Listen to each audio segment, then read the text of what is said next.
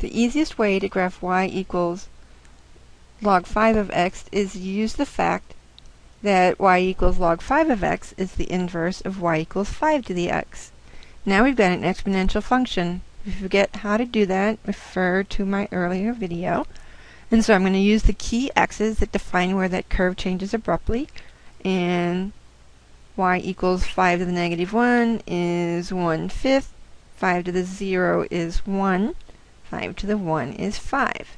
Has the asymptote of y equals 0. Let's go ahead and graph that. Negative 1, 1/5, 0, 1, and 1, 5. I want to make it a dotted line because this is just informative. It's not the graph that I'm actually after. Now I'm going to use the fact that I have just graphed the inverse of y equals log 5 of x. So what does an inverse do? It switches x's and y's. And so the old y's, 1/5, 1, and 5, become the new x's, 1/5, 1, and 5. Negative 1, 0, and 1 become the new y's, negative 1, 0, and 1. Y equals 0, y switches to x, and so you have x equals 0.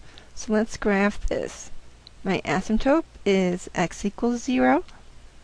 I've got 1/5, negative 1, oops, right there, 1, 0, 5, 1. And so this curve does this. And just like to the left where the exponential function got really close to 0, down here the x's will get really close to 0 but never quite get there.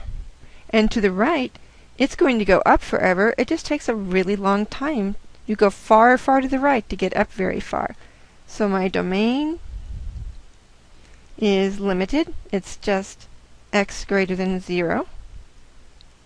My range is all reals. And my asymptote is x equals 0. That all fits my log graph.